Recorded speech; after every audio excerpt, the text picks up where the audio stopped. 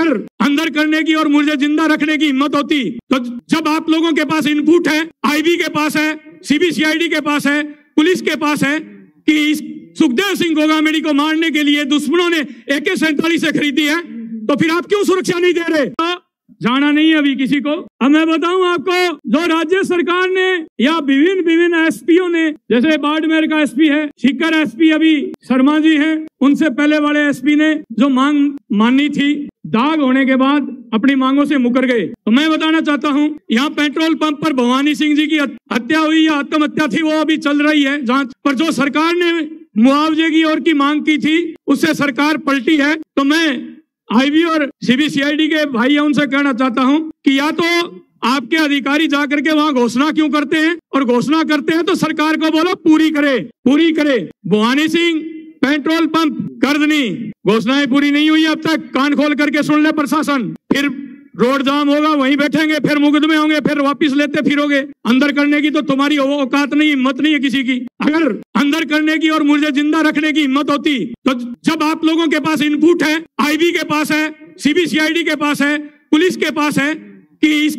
सुखदेव सिंह गोगामेडी को मारने के लिए दुश्मनों ने AK-47 खरीदी है, तो फिर आप क्यों सुरक्षा नहीं दे रहे? राजस्थान में मैं ITI लगा रहा हूँ, कितने लोगों को सुरक्षा दे रखी आपने जिनको जरूरत ही नहीं है। हमारे भाई जो उदयपुर के अंदर गला रेत करके जिसको लाल कर दिया गया था, मार दिया गया था, उसको पकड़वाने वाले चुंडावत बंधुओं के लिए आपने कहा नौकरी देंगे। क्या हुआ आपका? मावंड के अंदर शिवाना में माँ बेटा की हत्या हो गई, विधानसभा में क्यों सुन उठवा दिया गया?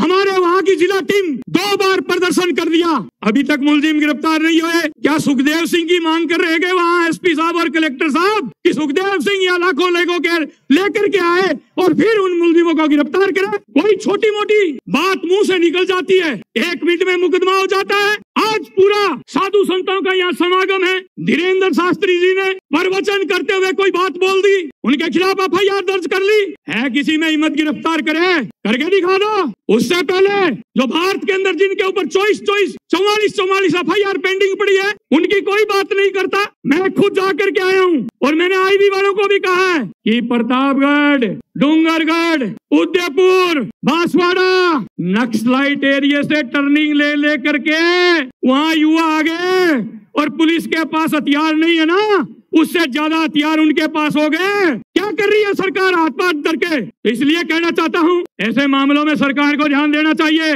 वो चलो 10 साल के लिए हो गया, 15 साल के लिए हो गया, 25 साल के लिए हो गया, आजीवन कर दिया गया, उसको ट्राइबल एरिया आजीवन घोषित कर दिया गया आपने। अरे हम भारत के नागरिक नहीं है क्या? हमें कोई अधिकार नहीं है क्या? चुनाव हम नहीं लड़ सकते, वंचित कर दिया आप लोगों ने। इसलिए ये युवा है ना, ये केसरिया बांध करके अंदर ही अंदर घुट रहा है, घुटन हो रही है इनको। मेरे एक इंतजार के आदेश की पालना के लिए घुट रहे हैं। आज भी मुझे कहा कि भाई साहब आज 2 हाथ आज ही CM हाउस कर दें। मैंने कहा यार आज तो पहला दिन है, चेतावनी दे देते हैं, आज तो अगली बार कर लेंगे।